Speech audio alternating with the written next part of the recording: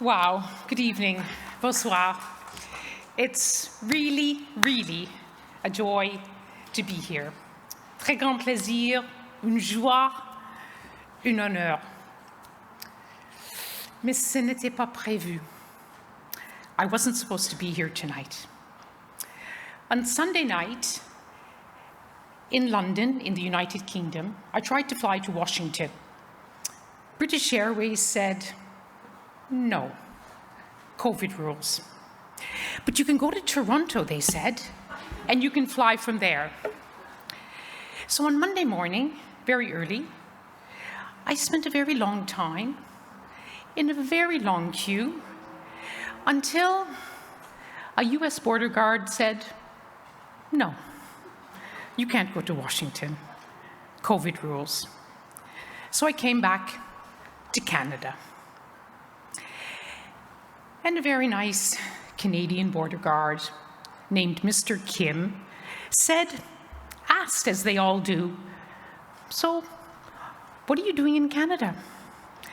How long are you going to stay? And I thought, what am I going to say? He said, don't worry. This is your country. You can stay as long as you want to stay. Your country, you can stay as long as you want to stay. It was a throwaway comment, which shouldn't be a throwaway comment. The freedom to come and go in Canada didn't depend on who won the federal election or lost in September. It didn't matter that I haven't lived properly in Canada since the early 1980s. It's your country. You can stay as long as you'd like to stay, COVID rules permitting. What if your country is Afghanistan? A beautiful country, it must be said, with the kindest of people. A country, though, where power is often transferred through the barrel of a gun. And where that decides whether you can stay or you can go, whether you are safe or you are not, whether you are dead or alive. That is Afghanistan now, and everyone here tonight knows that. It's why we are here. On August 15th, I flew into Kabul on what turned into, until now, the last commercial flight to try to fly in to the capital. And as we hovered for about an hour in the skies of above Kabul, the Taliban were inching into the city on the ground. And so, because I had internet, I wrote a message with the words that so many here tonight have written time and again to Afghans. Where are you? Are you okay? The message I wrote when I was above Kabul was to a dear friend, 34-year-old Shahrazad Akbar, the head of Afghanistan's Independent Human Rights Commission, an impressive woman who told me time and again, year after year, I will never leave my country. I do not want to be a refugee again. And she had told me that when I'd been in Kabul on the ground just a few weeks earlier. And so I sent a WhatsApp message, checking on you, sister. Where are you? And her reply came back immediately. I'm on a commercial flight, leaving in a few minutes, devastated. My plane into Kabul didn't land that day. I waited a week and then came back in like many other journalists, on a Qatar military transport. And when the mouth of the transport plane opened, and we looked onto the airfield at Kabul International Airport, the kind of scenes you saw on the screen, it was like a brick hit me here. Apocalyptic. On every corner of the tarmac, there were these hulking grey military transport planes. And in every corner, in every direction, long queues of Afghans. And aside from the roar of the military planes, there was silence, as if even the children knew to hold their breath just in case. And across the tarmac, this blur of faces, until your eyes focus and you see a face that you know. A friend who, like Shahrazad, had always said, I will not leave Afghanistan. I can't and I won't. A friend whose Twitter feed has always said, thinking when I get up every morning of those Afghans who simply don't have the option of just walking away from it all. And this friend and I were startled, I think, to meet each other on the tarmac that day. His name was Bilal Sarwari. He was a journalist I'd met in Afghanistan in December of 2001 as the Taliban were fleeing the city, and who in the past 20 years had become one of the best known storytellers of Kabul, and how hard he tried to stay in the country he loved, so much so that he named his first daughter Sola, which means peace. And on that day, on the tarmac, he said, I tried.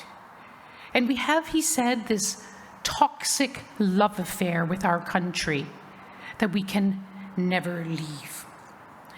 Now Bilal Sarwari has another country to tell his stories.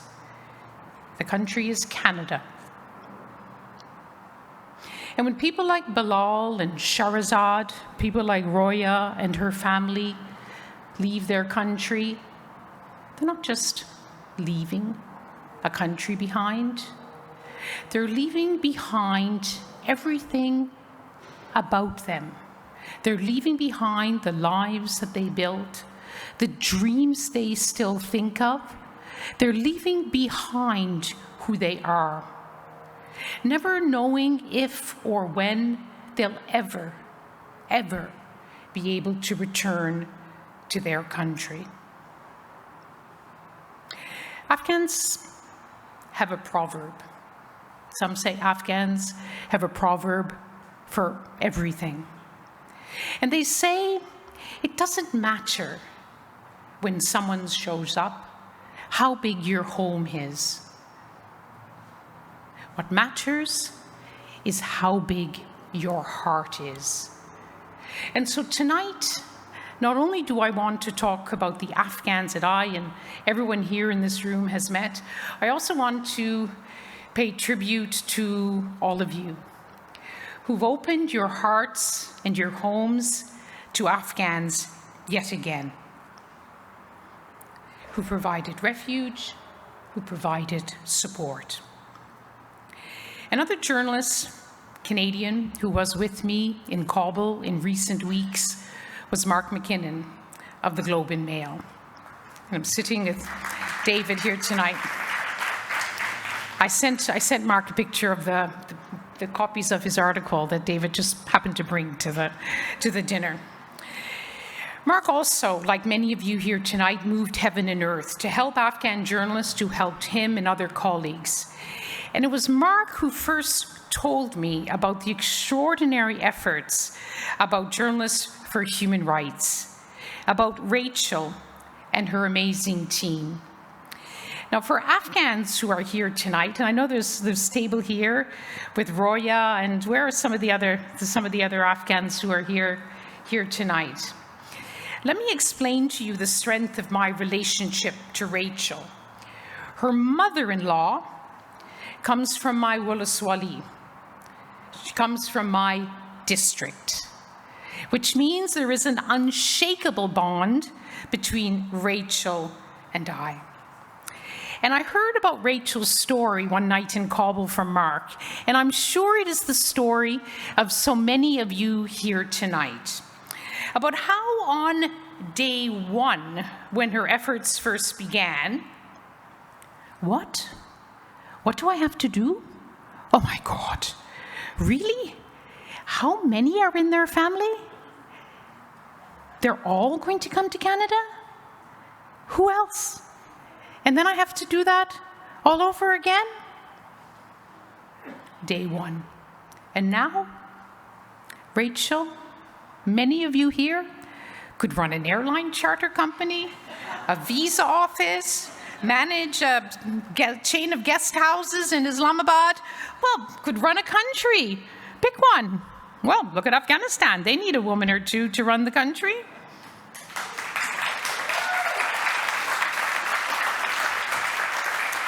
So many of you here tonight have done much the same.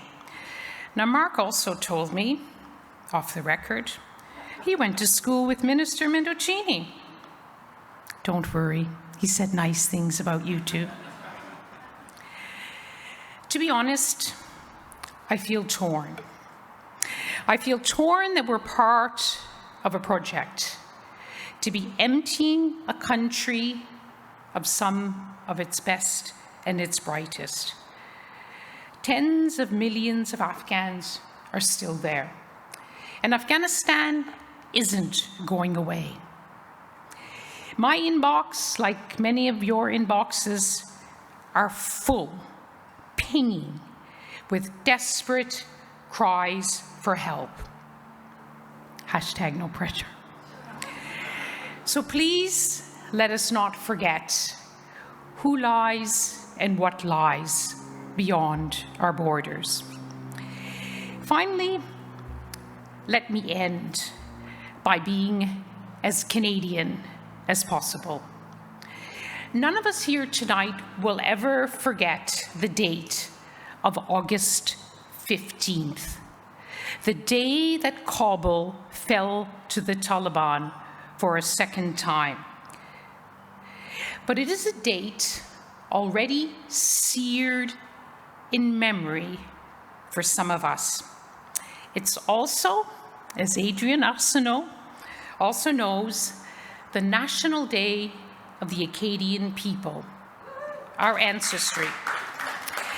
And that day, August 15th, remembers the expulsion of the Acadians from our beloved lands on the eastern seaboard of Canada in 1755. Le Grand Dérangement, the great upheaval. But every year on August 15th, Acadians mark not a tragedy of their expulsion, of leaving their lands behind, but a celebration